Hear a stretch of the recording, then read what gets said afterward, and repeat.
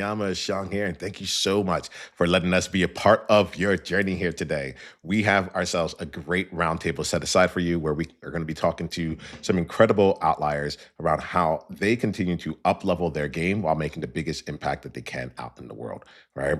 And so with that here, let's make sure you get a chance to get to know these outliers here. We're going to start off with Anthony. Anthony, thank you very much for being here.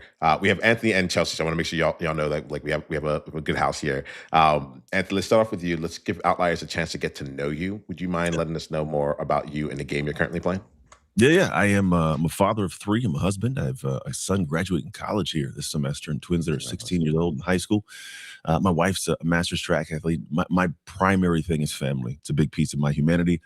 And I speak, coach, talk. My brand's called Dark Work. It's the work you do in the dark that allows you to win in the light. It comes from my background playing professional sports, the NFL, and foster care, being given away, a whole lot of craziness growing up.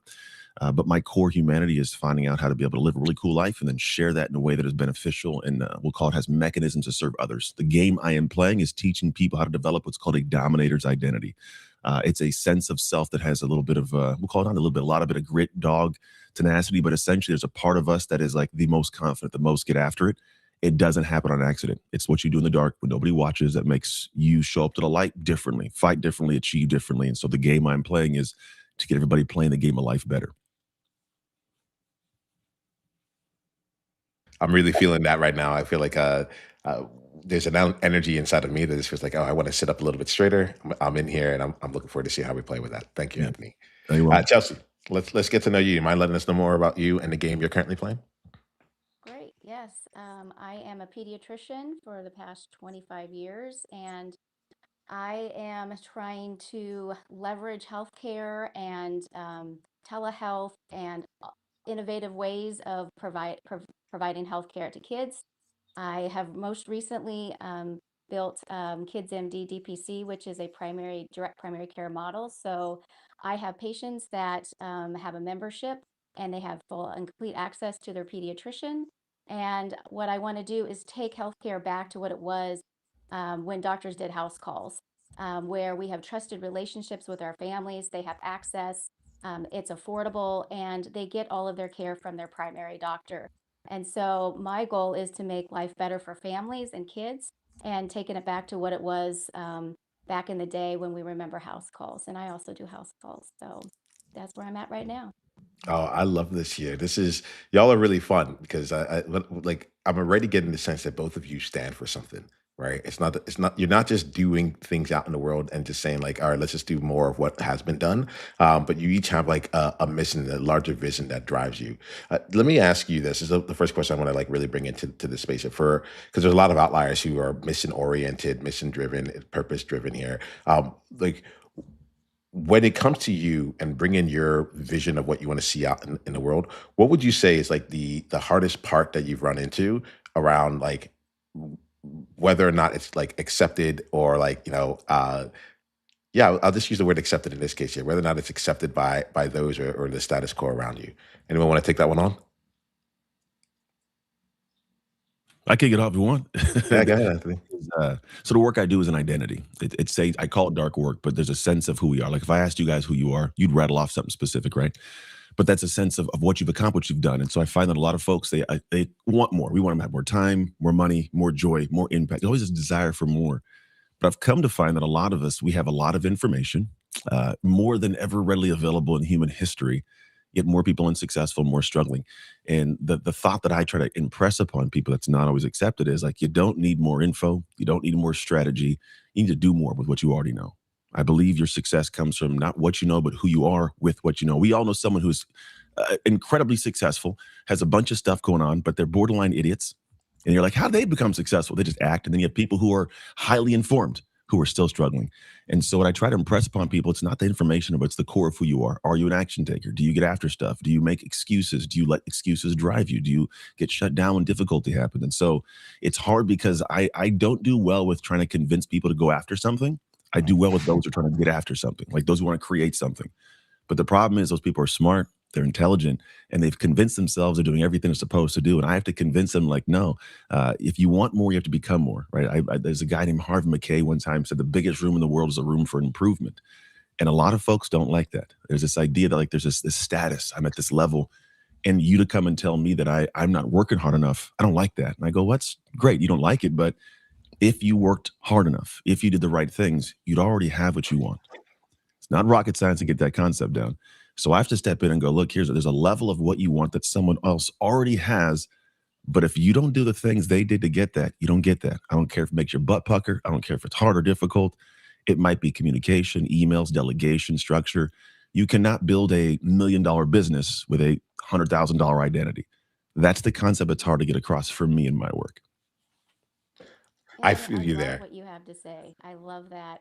Right. It may even want to become one of your clients because I'm probably one of those folks that you're talking to.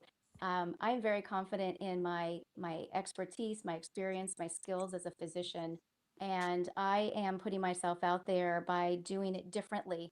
And because I still have to educate the public on what it is that we're doing differently to see how much better it could be to step out of what you know and how healthcare is delivered. That I am great one on one in an exam room, talking with families, talking with my patients, putting myself out there in the social media space, trying to not be an influencer, but to be an expert and showing what I know and being a trusted resource is very difficult to put yourself out there on a Yeah, stage in front of a whole bunch of folks and not feeling like you're trying to peddle something, but just to be on the stage with the influencers, with the folks that just have something to say, but may not have any credentials behind them, and to set myself apart from that. So I yeah, could probably learn from what you have to share in order to make sure that I recognize that there is a way for me to present myself and my experience and knowledge and share that with the world and not on a bigger stage than just one on one in an exam room. totally get it. It is. To be honest, same for me. Like, just so you guys know, I'm not like this guy. Like, I got it all figured out. I've got a lot of cool, weird things I've done in life. Like, I played the NFL and I've been on Ninja where I speak on cool stages.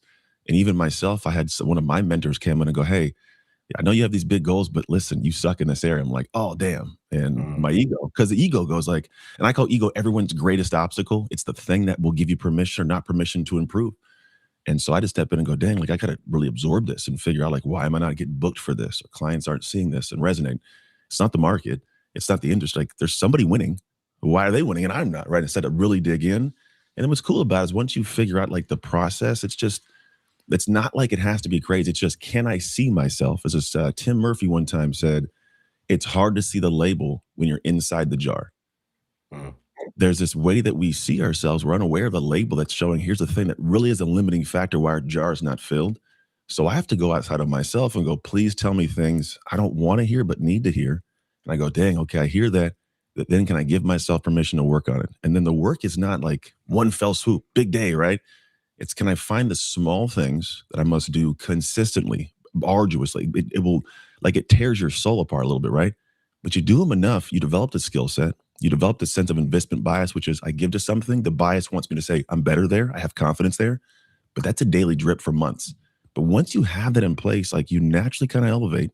All of a sudden, one day it went from being hard to do to like it's hard not to do it. It's who I am now. The cool mm, thing is mm. every single one of us have done this. We've all done this. Like I'm a parent. I've done this in parenting. If you'd ask, let's say 19-year-old Anthony, I had a kid at 20. If you'd ask 19-year-old Anthony, can you be a dad next year? Hell no. A dad? I'm doing football. I got school. What are you talking? I'm in college. But then I had a kid. I'm like, let's do it. And now I'm a phenomenal dad, right? The idea is we've all done this, but it happens one of two ways, which is on demand or when crap hits the fan. And for most, crap hits the fan. You gotta So you the got to answer for watch that, how that's just coming back at you. You know, like as you're saying this year, and there's a couple different things. One, I just want to I want to acknowledge both of you for choosing to play the way that you do. Chelsea, I want to thank you for like really owning and opening up. Like, hey, look, there's a new stage that I want to be stepping into right now, and that creates more room in this space here. And I get like you'll be hearing me. I like as I'm listening to y'all, I'm trying to understand like who y'all are underneath, and what I get about you, Chelsea, right now from that is that like you're the kind of person who's able to like allow to not have to hide behind letters or credentials or anything like that, but to allow yourself to be seen and to be with the people that you're working with. I get like there's a level of intimacy that is able to show up there, and I want to just make sure I'm calling that in. So and you'll see me, I'll do this throughout the conversation. Like I'll just like this is what hits me. 'Cause I'm not just listening with my ears, y'all. Anthony, there's something here that I wanted to call in, which is like you talked about being like playing professional football, being a ninja warrior, right? And things like that. So what I want to try and see right now is, but you also juxtapose that with like you had someone in your world that came and said like, hey, you're not doing this at the level that's here. Can you help make that real for us here? Like, because I think that there's a level of us as outliers that go out and we're like, all right, well, I haven't done this, or like this is where I'm at, and or even better to be like, well, it's easy for you, Anthony. Yeah. I don't have all these things. I haven't been in these things. So would you Yeah. mind? I'll start with you, Anthony, and then maybe we can come to you, Chelsea, afterwards around like Yeah. some things that most people see about you that they don't really understand. Yeah, I'll Just really keep find it it. tight. So I was given away at 3 years old in foster care. Dealt a whole lot of crazy growing up. I was not given a lot of statistical odds to be successful. In fact, if you look at any prison in America, 75% of the inmates are former foster kids like me. So I went through a lot of journey, got to by a very poor all-white family at 14. And so when I went through life, like I didn't have very much of a sense of self-confidence or success in my pathway. But I found a way to dig in because I had this really weird desire to be great at football. I want to hit people when I get in trouble, kind of like, let's just do this. And so I sucked though, and I had to fight through this journey to get there. Didn't realize that back then I was developing a system and a process accidentally. Now, fast forward way through life, a lot of crazy. NFL, a kid, divorce. My wife and I were divorced for 3 years. We got remarried 3 years after. High school sweethearts, all that kind of fun stuff. We're like 10 years deep in the remarriage now. It's phenomenal. I love my wife. I love my everything's. I got a really blessed opportunity to have kind of this cool life. But when we got to back together in 2017, the end of it, or 2016, the beginning of 2017, I was trying to do this business thing of like speaking, coaching, consulting. And I'd had a lot of work ethic, right? The football world taught you how to work real hard, but I had a great identity in football. You put me in a field, I got this, lace it up, I got confidence. Not so much in business, but I was working real hard, doing all the cool stuff, hard as I could, right? And then when my wife walks in, it was February of 2017. I had this kind of makeshift office in my garage. She comes in and goes, hey, I love you. I love that you're passionate about this, but our family's not having the money we need to be secure and stable and grow our lives. Well, I'm at the time, I want to say probably like 29, 30 in that window.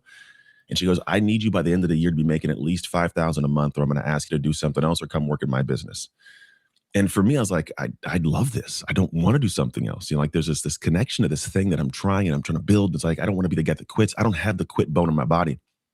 So I knew something had to change. So I actually stopped and went, how do I fix this? And so I stepped out of my ego and I started asking people, hey, here's what I got going on. Like people that were like, I'm great friends with a guy named Brendan Burchard. He's pretty prominent in our industry.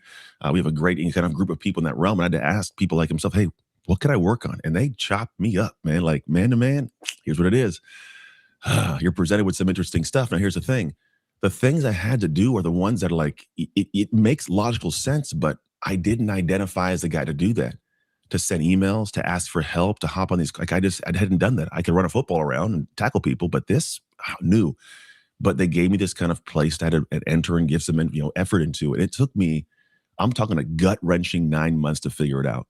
So many rejections, so many like failed opportunities, lost money. I call it the crucible. Like that's that window of time where you get to see like, hey, do you really want this? And I fought and I fought and I learned stuff and I built process, built systems. A lot of my world's like systems and process for reliability. Business cannot be this thing where I own a job. I'm doing all the things. It's got to be systemized and process driven and we have a whole bunch of stuff that makes it reliable.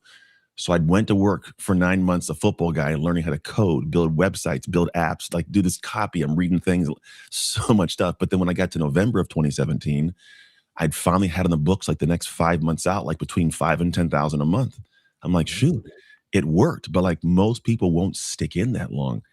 And the thing that I can give as a lesson to the people listening is the thing that you're going to have to do to make this thing you want like a reality, you don't even know what it is just yet. And when it gets presented to you, your entire body will tense up and you will try to find every way to not do it, to work around it, to find a different solution that's going to be easier for you to do. I think Under Armour one time had this marketing thing which said the only way is through. That's it. The only way is through. But when you lean in, you develop two different pieces that are very paramount to success. The first piece, you get the skill because now you have this actual usable skill to get the thing you want. The second thing is because you've done that work, I call it a dark work mentality or a dominator's mentality because the work I do, which is I have done too much work in the dark to lose in the light. Nice, There's nice, a nice. different guttural ownership sense that goes, there's no way I spent 6, 7, 8, 9 months doing this to not win.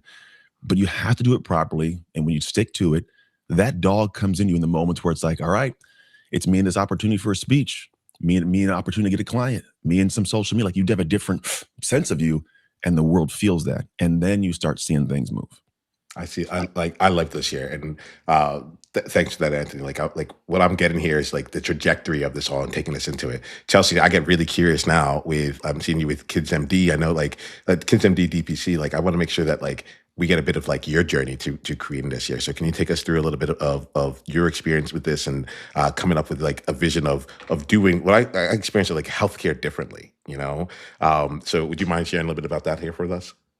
Oh, I would love to. And I'm just mesmerized by what Anthony has to say. You're such a good storyteller. And I just listen to every word that you have to say and follow along your journey. It certainly makes me want to ask more questions. I started off in rural Nebraska growing up, and I knew by the age of 12 that I was going to be a doctor.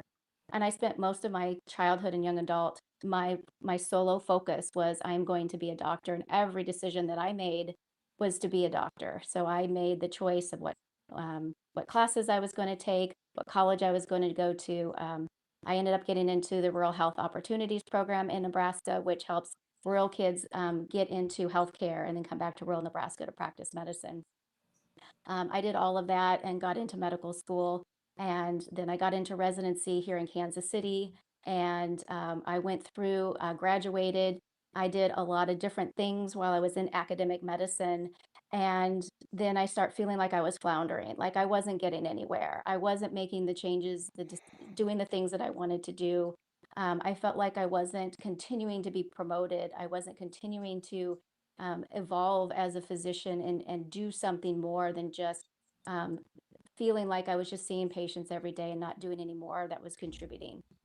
It wasn't until I sought out a life coach, a business executive coach to help me see myself and what was really going on. So I have described that while I was in academic medicine, my first role out of residency was I was the first pediatrician as a generalist to work in a subspecialty area within that healthcare system.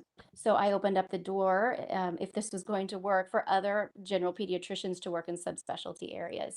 And I did that for 4 years. I also did a lot of work in the emergency department and the urgent cares, and I got to be one of the physicians that was involved with taking a brand new urgent care and starting it and opening it up and making it whatever that culture was going to be. I also got to be one of the physicians that helped the different urgent care transition into an emergency department, and all the changes and what's necessary to make those transitions happen. I also got to work in telemedicine and help take care of kids that needed better access, and making sure that they had access to healthcare within our system. Um, and it wasn't until I was describing what I felt were all these failures because I wasn't able to do more within those areas. And I felt like I didn't really do much. I wasn't showing like I was continuing to expand. And it wasn't until he looked at me and said, well, what I hear you say is, you're an entrepreneur. You did all of these things. You were the first one to do it. You were the one that was starting to do new things differently. You put yourself out there and try to make change within a really big healthcare system. That says that maybe what's really going on is that's just not the right place for you. And that was really helpful for me to then take that next step to leave what I felt like the nest that I had been there for right at 20 years, and said, I'm going to take that step out and try doing this on my own. And ever since that conversation, I've seen myself differently. I do see myself as an entrepreneur, which has helped me to then go on and get my MBA degree. I have taken I've taken the stance to continue to put myself in a position where I'm always uncomfortable. And I'm trying to get comfortable with being uncomfortable and always trying to do something new and different, which has allowed me to start a concierge care pediatric telehealth company. And I now have 16 states that I practice in. It helped me to get my direct primary care clinic started because I never thought I would be a business owner. I was always happy being employed, and now I see myself differently. I am the one that is the owner, and I'm looking forward to employing employees and setting the culture the way I want healthcare culture to be. It also means that I am a co founder of a pediatric medical device company.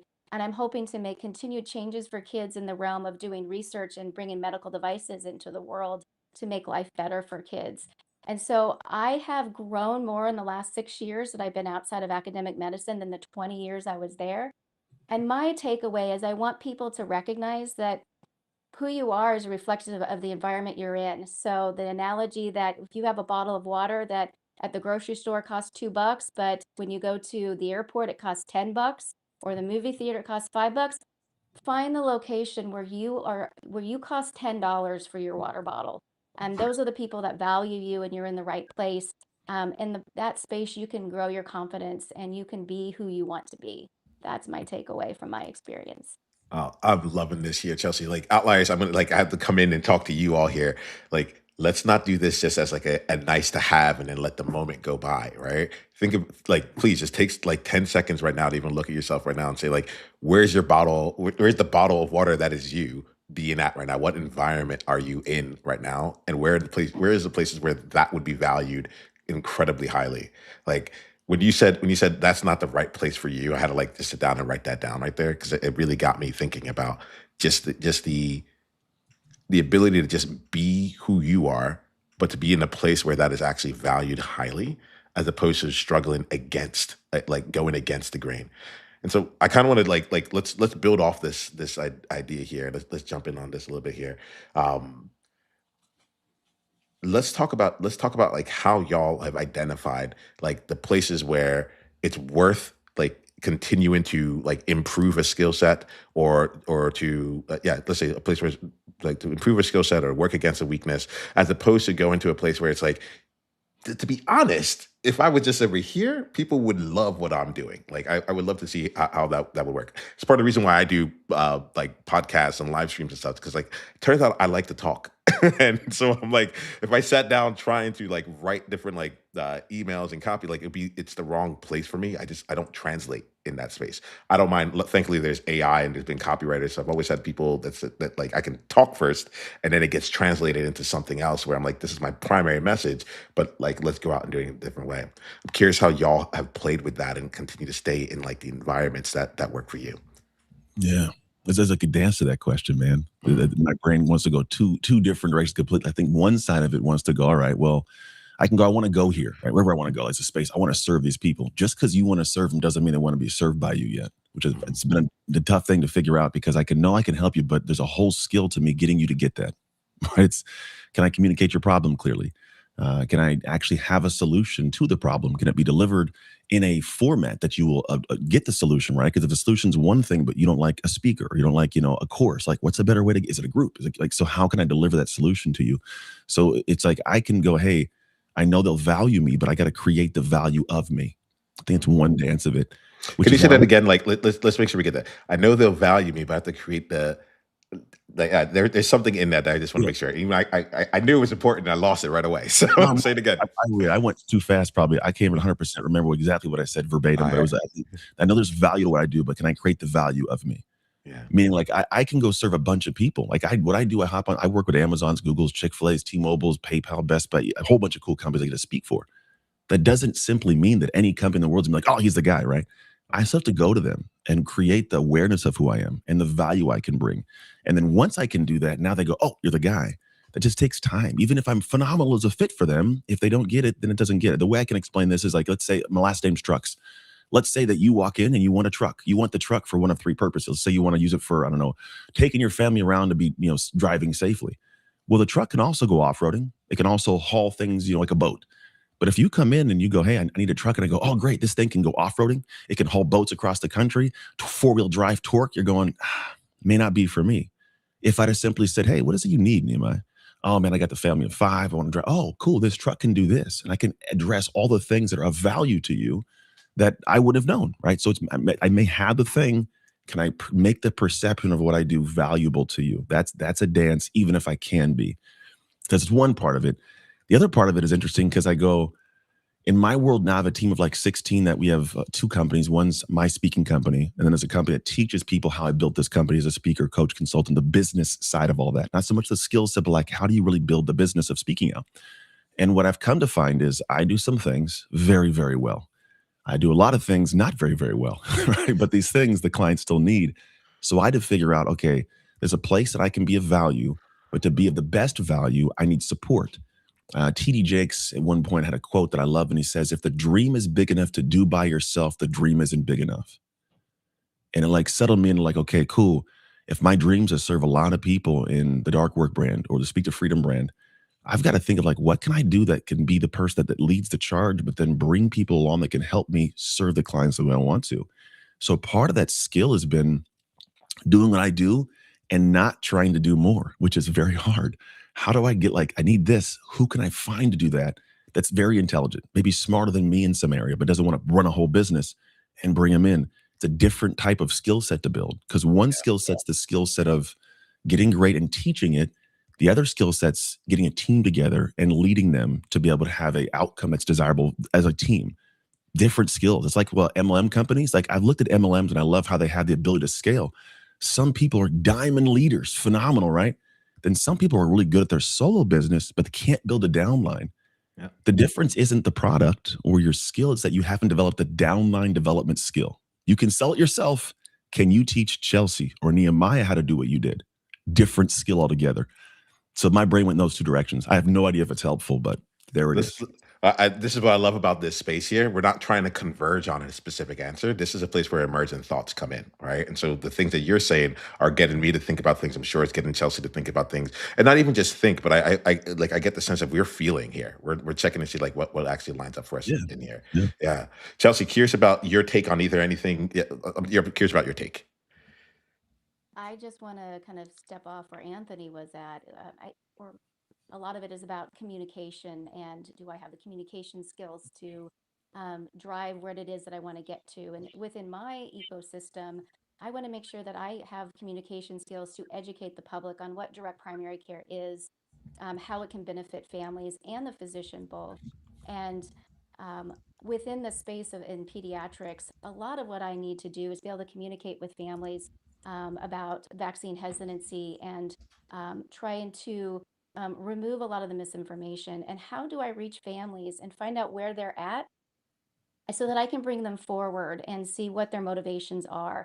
Because we know that um, parents want what's best for their children, the physician wants what's best for their children. We're all trying to navigate this enormous amount of information and trying to sift through it and figure out what's true, what's not true, what works for me, what works for you, and trying to meet families where they are. And my what I find difficult, what's challenging, what I'm always trying to do better is try to listen better, trying to listen more, trying to understand where they're coming from, and then trying to use the skills that I am learning as a communicator and as an expert in this area to take what is really difficult science and technical, and it took me 10 years of schooling to understand, and in order to break that down into a way that families can then understand the science that I have learned to do so that they feel comfortable making the decisions for their kids that they need to make. And vaccine hesitancy is a really big space right now where we're having to sift through all of the muck and mud in order to get what we really need to understand is true, and so that we can make those choices. And if I can do better at that so that I can understand by listening and then be able to communicate effectively with those families. That's the space that I am trying to get in and be really good at. And it's challenging. And so right now, that is where I'm focusing a lot of my effort, my work, trying to reach out to families and understand all of this so that I can communicate these things back. And I'm always a work in progress, and I'm always trying to get better at these things. So this communication and education piece is where I'm really settled in because my expertise and the medicine piece is there. I'm now trying to help families navigate this system, which is really complex now in this world. Yeah, I'm seeing this thing where both of you have have this journey of becoming really accomplished in your field, right? Like doing the things to the highest levels that are there and being like I want to say like it's not technically perfect, like excellent, but it's just like having excellence as the person that's doing it. And you're each of you are finding saying like, all right, now how do we like grow and lead other people into this here? And this is where I'm hearing the communication, I'm hearing the team. You're like, I know how to build a successful like speaker business. I've done all the things in my personal like career as a doctor and physician. I didn't say that properly twice, but I got it. physician. There we go. Um, but you're leveling up. You've chosen to level up into something that is much larger than yourselves, and I really appreciate you bringing in like the friction that's there. And I think that this is something that like outliers really like we really face. One of the things that I used to work at one of the big four consulting companies, and they always said like if you're looking to get a promotion, you can't just be the best at your current level. We'd rather you actually see you do like 50% or like an adequate job at your current level and take on the steps of the next one and do that one even somewhat poorly. But then we at least know that you are acting at the level beyond where you are, as opposed to saying I'm the best at what I'm doing, and so like that should magically apply to something new, right? I'd be curious what any of y'all takes have been, because you're in the midst right now of continuing to expand yourself beyond what you can each individually do, and not even on a small level. You're finding how to build that out on levels upon levels. So I'm curious what's flowing for either of you as I bring this into the space. I am starting off as a solo practitioner and trying to navigate.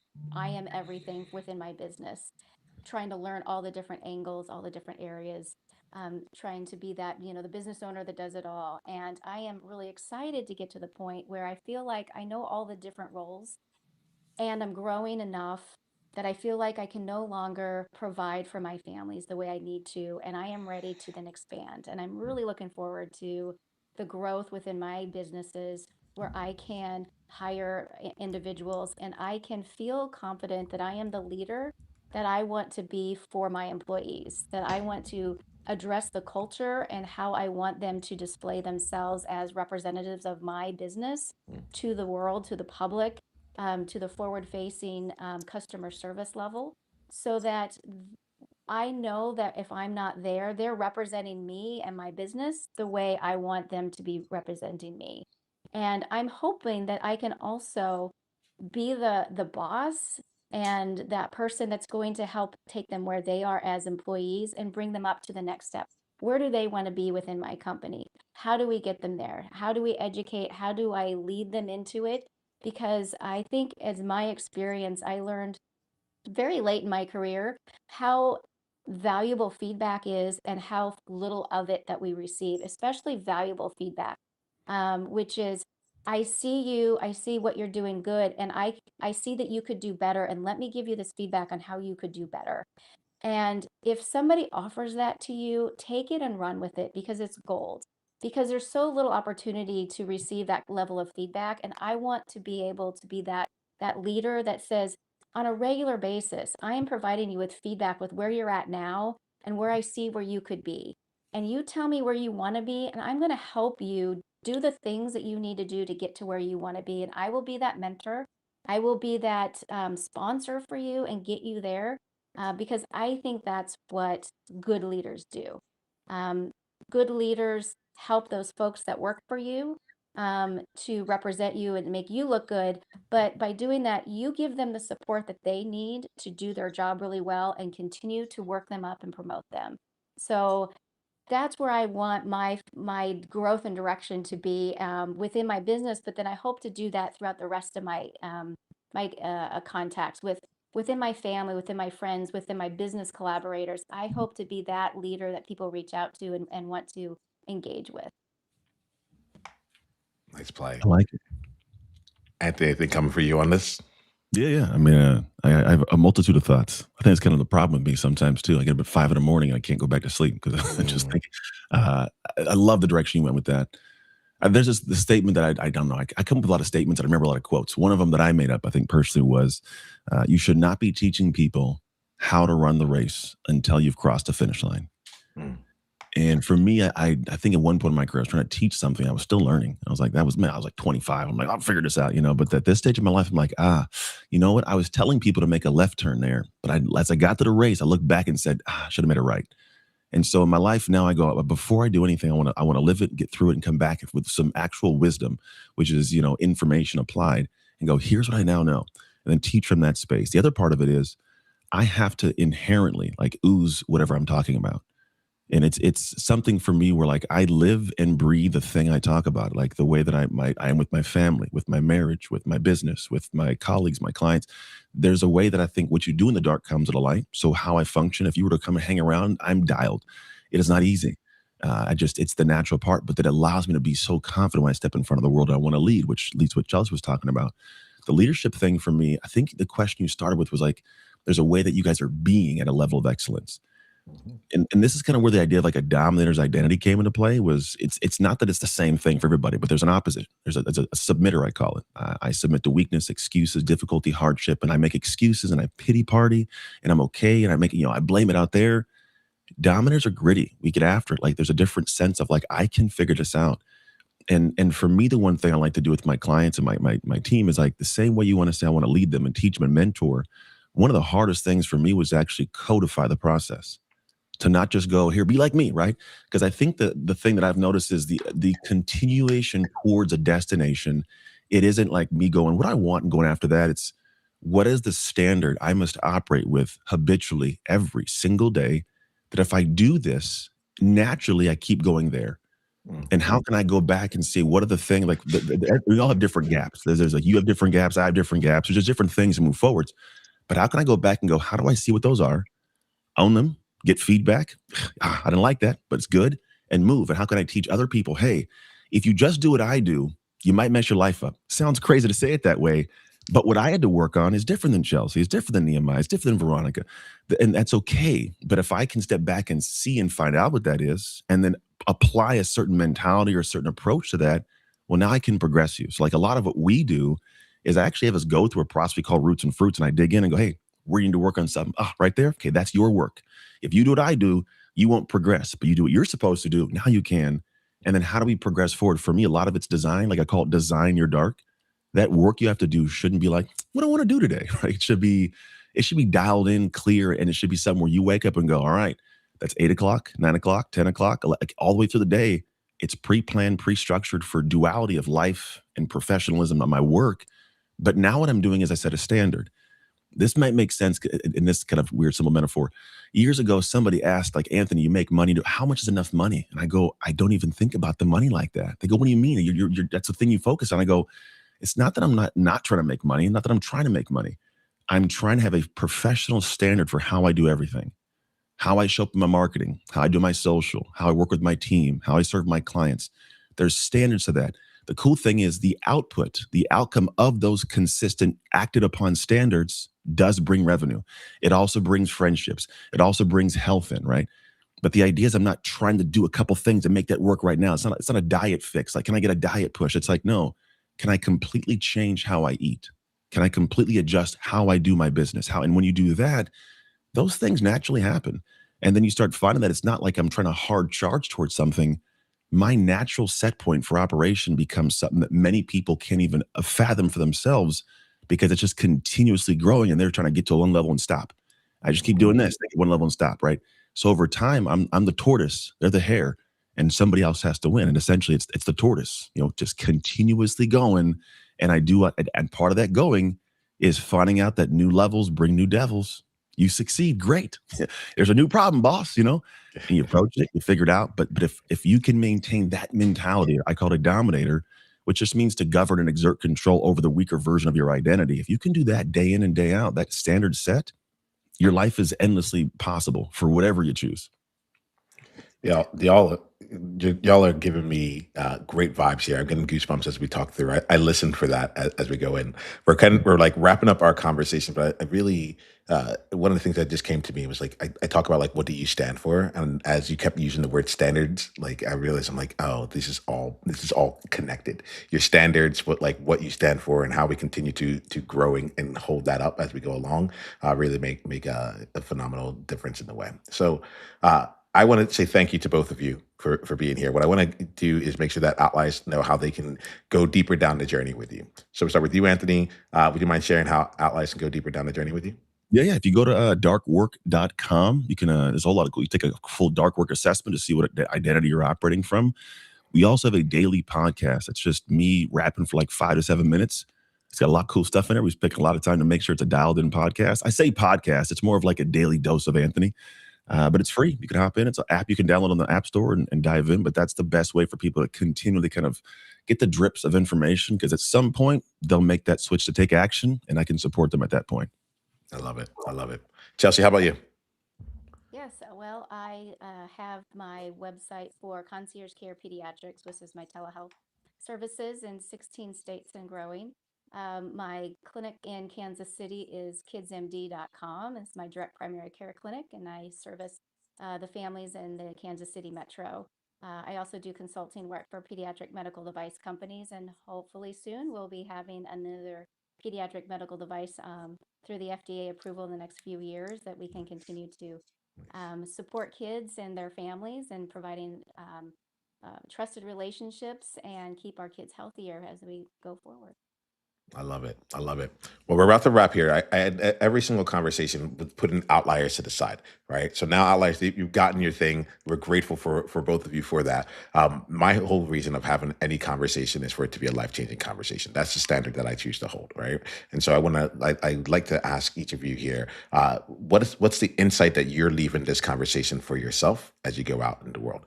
Now, look, here goes the thing. Like, if you don't have an insight, like y'all have been honest, you've been like, we believe you. So like, don't make up anything that's not there. But if there is something there, we'd love to hear it, and we'll use that to close ourselves out. Right?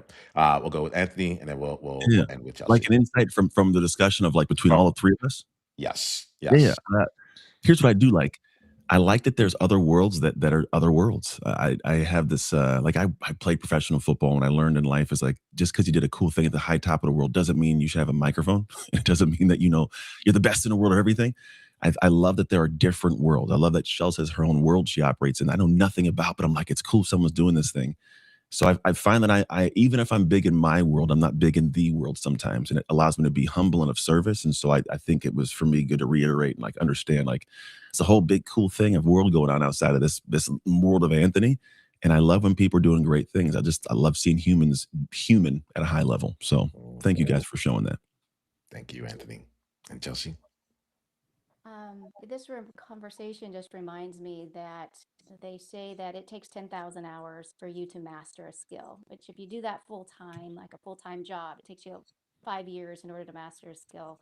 And it also reminds me that if you ever want to be good at something, you have to keep at it and you have to practice in order to get to that mastery, which also means that you need to look for mentors and sponsors and you need to be coached up. So if there's anything that you're trying to do, you should have a coach for that, whether that's in sports, whether that's in your executive leadership, whether that's you're just trying to learn a new skill. You want to have somebody that's educating you, who is your teacher.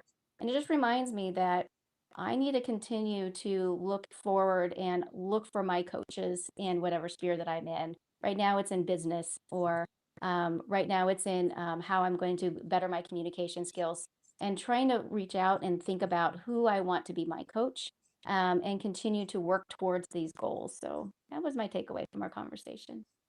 Well, I appreciate all of you here for bringing your realness here. I'll share mine because I don't think it'd be fair to let y'all off the hook this way. My biggest thing here was just to like really anchor myself back into the standards here. And my general thing is the person with the highest standards is the one who's holding the bar and actually setting the vision. So I really feel really connected to that here today. Outliers, like go ahead, leave a comment with anything that you got from this conversation. Please go deeper into Chelsea and Anthony's world. We have a lot going on here, and we believe in you. All right. Until the next time that we talk,